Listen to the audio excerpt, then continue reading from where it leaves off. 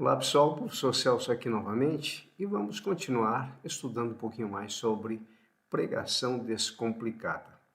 E para hoje vamos dar uma olhadinha a respeito de um sermão expositivo, vamos preparar na prática um sermão expositivo. Então, como nós já falamos, um sermão expositivo, como todos os demais tipos de sermões que nós já falamos, nós temos fases que são importantíssimas de serem trabalhadas. Então, a questão da oração, como nós falamos, a oração é fundamental, nós temos esse tempo de comunhão com Deus para buscar a vontade dele com relação ao assunto, ao tema, ao conteúdo bíblico que será ministrado. Então, temos que colocar diante do Senhor, perguntar a Ele o que Ele quer que nós falemos, o que Ele quer que seja pregado, qual sermão deve ser pregado. Então, período de oração, de comunhão, de busca da presença do Senhor é fundamental. Depois nós temos a escolha do texto, então nesse período de oração também Deus pode nos dar um texto, ou de repente quando nós já sabemos que vamos pregar, aquele texto já vem à nossa mente. Muito bem, agora vamos pensar num sermão expositivo. Então vem a questão da preparação do sermão. Então é aqui que nós começamos a trabalhar e a trabalhar bastante. Na preparação, período de preparação é fundamental. É mais ou menos assim como uma mãe que vai preparar uma alimentação para a sua família. Então, ela vai escolher direitinho os ingredientes, ela vai escolher quais são os produtos que ela vai colocar à mesa, toda aquela questão da escolha, da preparação, do cozinhar, do assar, e depois então ela pode servir aquele alimento à sua família. Então aqui é mais ou menos essa ideia. Nós já temos os ingredientes, nós já temos o texto, nós já estamos começando a entender o texto e agora nós vamos iniciar no processo de preparação do conteúdo, daquilo que vai ser pregado, da mensagem do sermão expositivo. Então vejam, é fundamental você ter em mãos ferramentas importantes nesse momento da preparação. Uma ferramenta que eu recomendo é que você tenha uma boa Bíblia de estudo. Uma boa Bíblia de estudo, eu não vou citar nenhuma aqui, mas durante o curso que nós estaremos ministrando mais a fundo sobre esse assunto, nós mostraremos inclusive as ferramentas. Mas uma boa Bíblia de estudo, em que você possa ter informações importantes. Informações como, por exemplo, o autor daquele livro. Então, vamos pegar as cartas de Paulo. Então, dentro das cartas de Paulo, logicamente, o autor foi o apóstolo Paulo. Então, saber o autor. Outra coisa, as Bíblias de estudo, elas trazem uma informação importante, que é a data em que aquele livro foi escrito. Então, a data, aquele momento que foi escrito, se foi o Antigo Testamento, nós vamos ver, por exemplo, que Isaías foi escrito por volta de 600 a 700 anos antes de Cristo.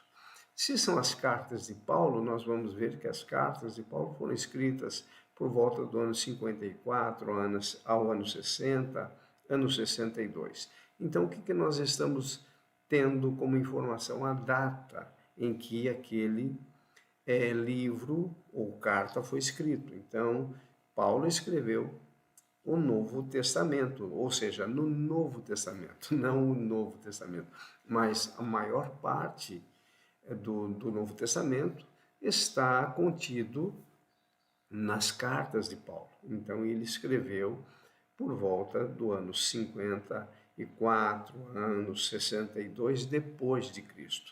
Então, nós temos o cânon do Antigo Testamento, ou seja, os livros inspirados do Antigo Testamento, todos escritos, logicamente, antes de Cristo, e nós temos o cânon do Novo Testamento. tá? Que são os evangelhos, as cartas de Paulo, as cartas de Pedro, de João e também o Apocalipse. Nós temos então o cânon, um conjunto de livros inspirados pelo próprio Espírito Santo que compõem o Novo Testamento. Muito bem, então saber a data em que aquele livro foi escrito é fundamental. Também uma boa Bíblia de estudo, ela vai fornecer para você o público original. Vamos pegar a carta de Paulo aos Colossenses. O público original, logicamente, foi quem? Foi o povo, ou melhor, os membros da igreja de Colossos.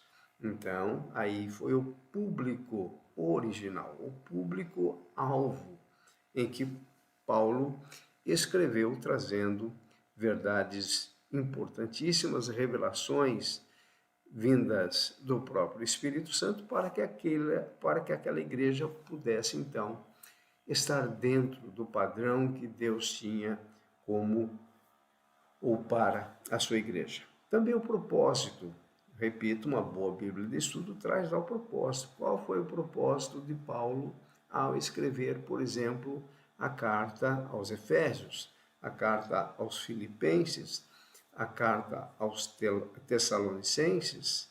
Então, qual foi o propósito? Então, é importante nós termos essa informação também. E também as verdades fundamentais que aquela carta ou aquele livro traz. Então, quando nós temos o autor, a data, o público original, o propósito e as verdades fundamentais, nós temos, portanto, então, já ferramentas e informações importantes para o nosso sermão expositivo.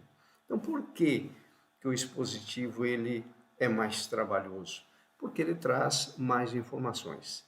Porém, isso é muito edificante para o crescimento espiritual da igreja. Repito, os demais sermões, o temático, o tópico, o textual, né? O temático e o textual, são sermões importantíssimos. Mas o sermão expositivo ele é riquíssimo em termos de revelação da palavra de Deus e aprendizagem da palavra de Deus para o público, para aqueles que estão em busca de uma informação importante para o crescimento da igreja. Então, isso é importante nós entendermos a respeito da preparação. Agora veja, ainda preparando um sermão expositivo, vamos supor que o texto escolhido, o capítulo escolhido de um livro foi o capítulo 3 de Colossenses. Então vamos pegar a carta de Paulo aos Colossenses agora e vamos no capítulo 3 para estudar e para expor o texto.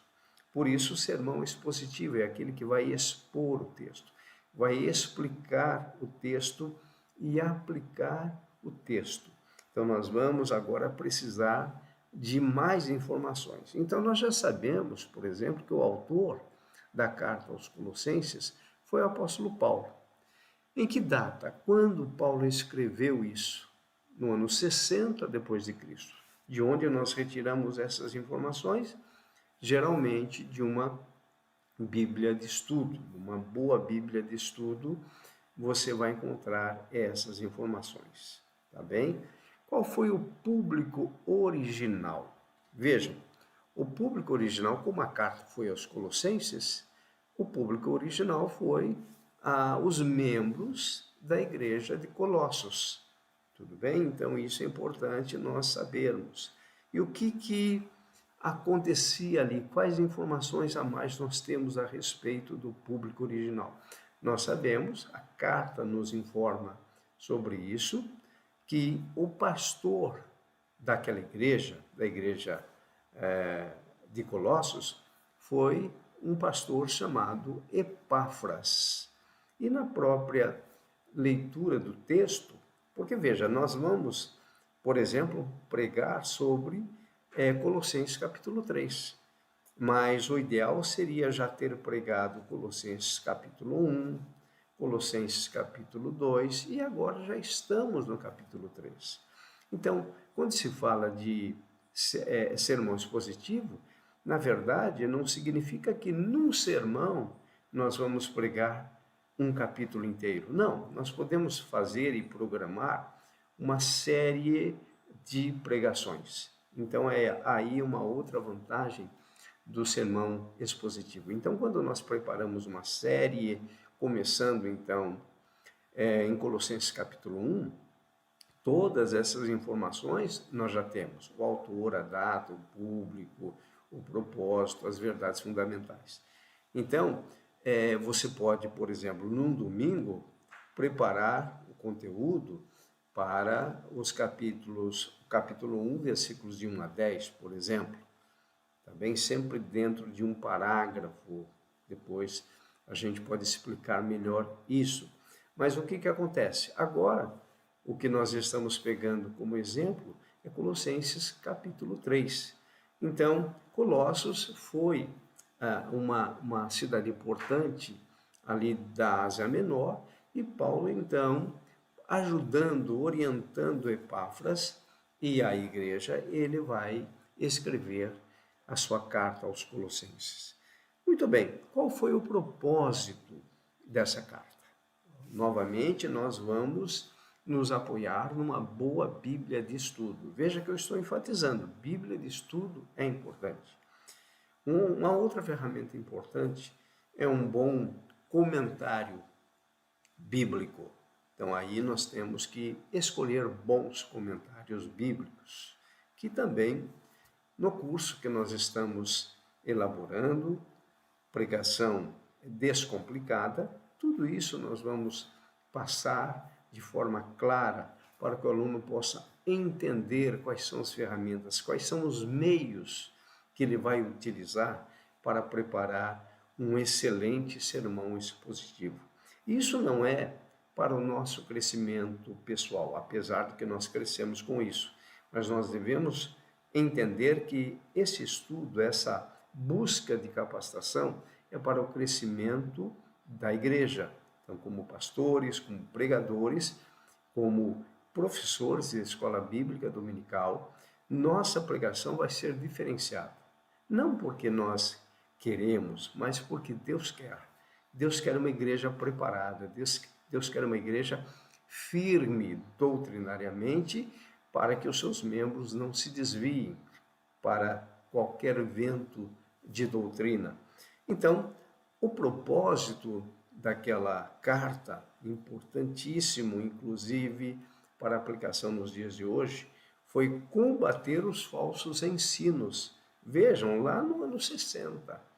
Ano 60 significa que, veja, Jesus morreu por volta do ano 30 depois de Cristo. Ah, não foi com 33 anos? Não, foi por volta do ano 30. Por quê? Porque Jesus nasceu antes da era cristã ou antes do calendário cristão, quando ele começa a ser contado. Então, quando você vê ali ano zero, não significa que Jesus nasceu no ano zero. Mas Jesus nasceu de 2 a 4 anos antes do ano zero, quando se começa a contar o nosso calendário gregoriano. Então, Jesus ali por volta do ano 30, ele morre, ele vai à cruz para cumprir os propósitos expiatórios para o perdão dos pecados que Deus tinha no seu decreto eterno. Então, podemos dizer que Deus decretou a redenção do homem. Jesus, ele executa, né? ele vai cumprir os propósitos na cruz do Calvário, vai oferecer-se a si mesmo, e o Espírito Santo, então, aplica a redenção no coração do homem quando o Evangelho é pregado. Muito bem, mas ali foi combater os falsos ensinos, principalmente a filosofia grega. Nós não podemos esquecer que durante todo o período do Novo Testamento, a igreja estava debaixo do Império Romano, a língua era grega, o helenismo, que era a implantação da filosofia grega, estava muito forte em operação. Então, as filosofias gregas, principalmente as filosofias de Platão, estavam muito em alta naquela ocasião. Então, essas filosofias iam entrando gradativamente na igreja e a membresia estava iniciando o seu cristianismo e a membresia, então, era altamente influenciada pela filosofia grega. Então, Paulo vai combater esses falsos ensinos e também vejam que era um período de transição entre judaísmo e cristianismo. Como eu disse, Jesus morreu por volta do ano 30, e aí inicia-se a igreja ali em Atos, Atos capítulo 2, versículos de 42 a 47, nós temos a igreja de Jerusalém. A igreja está se iniciando ali. E agora, no ano 60, veja, se eu considerar que a igreja nasceu por volta do ano 30, 31, 32, após a morte do Senhor Jesus, quando ele ascende aos céus e o Espírito Santo vem para encher plenamente aqueles 120 discípulos, isso é Atos 2. Então, nós vemos que a igreja nasceu ali, a igreja de Jerusalém. E aí o que nós temos? 30 anos depois, no ano 60, a igreja de Colossos sendo influenciada pela filosofia grega e pelo judaísmo. E é até compreensível isso. Por quê? Porque estava havendo uma transição entre judaísmo e cristianismo. Então, muitos ainda estavam presos no judaísmo. Quando Paulo escreve a sua carta aos Gálatas, a mesma coisa, inclusive Pedro. Inclusive Pedro com aquela ideia de que o homem era salvo pela fé em Cristo, porém deveria circuncidar-se. Então, veja, Paulo vem e também orienta a igreja de Gálatas, da Galácia, né, aos Gálatas. E aqui, Epáfras, sem saber resolver esses problemas da filosofia grega e do judaísmo, ele vem para Paulo e pede ajuda a Paulo. E é nesse contexto que Paulo escreve a sua carta aos Colossenses. Vejam que são informações importantes, essas informações são extra-bíblicas, tá bem? Que nós vamos pegando, lendo, através de pesquisa, através de comentários, tudo isso faz parte da preparação do sermão expositivo. Por isso que eu digo que o sermão expositivo ele é muito mais trabalhoso, porém os resultados são também muito maiores, resultados que vão trazer muito crescimento espiritual para a igreja. Dentro das verdades fundamentais, então já falamos a respeito do autor, da data, público-alvo, e falamos então um pouquinho a respeito das verdades fundamentais.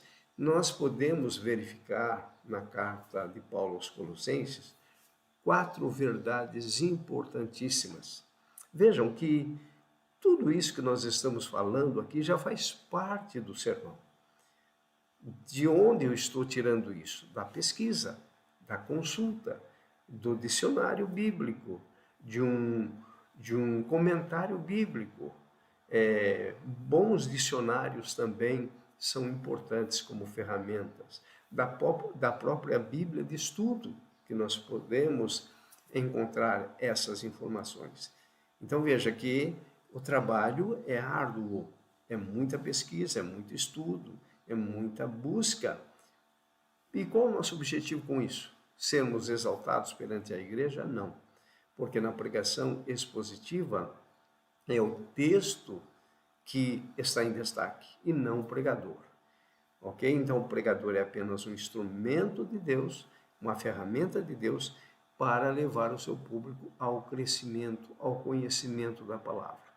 E são 4 verdades fundamentais. A primeira verdade é que Cristo é supremo sobre toda a criação e sobre toda a igreja. Então, se há supremacia, essa supremacia está em Cristo.